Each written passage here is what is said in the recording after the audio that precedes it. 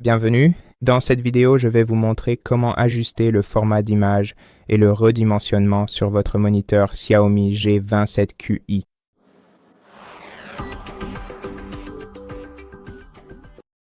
Nous avons donc les paramètres intégrés dans le moniteur qui, en théorie, nous permettent de changer le format d'image.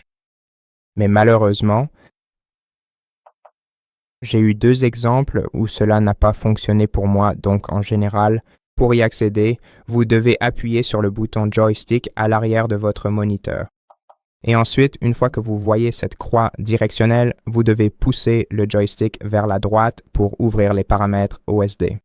Et maintenant, pour ajuster le format d'image, vous devez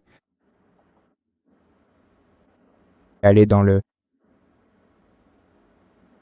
menu Système et dans Système, sélectionner Format d'image.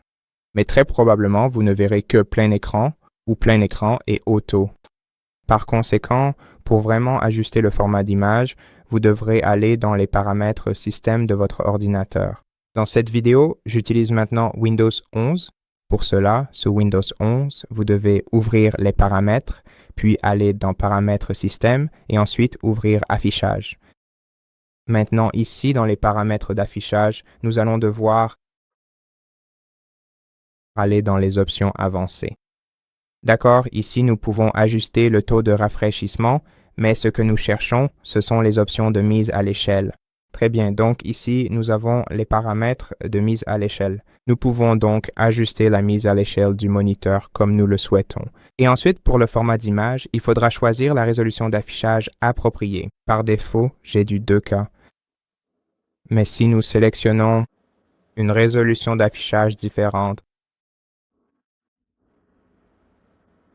si vous voulez avoir par exemple des bandes noires sur votre moniteur, alors vous pourrez réellement l'ajuster en utilisant les paramètres accessibles avec votre joystick.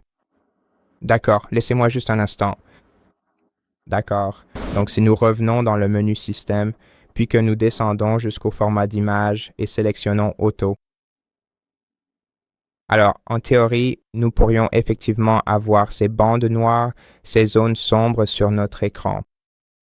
Voilà, comme dans cette option. D'accord, conservons les modifications. Maintenant, l'affichage réel est encore plus petit qu'avant. Revenons à la valeur recommandée et conservons les modifications. Et voilà, c'est à peu près comme ça qu'on fait. Merci d'avoir regardé cette vidéo. Si elle vous a été utile, pensez à vous abonner à notre chaîne, laissez-nous un like et un commentaire ci-dessous et je vous retrouve dans la prochaine vidéo.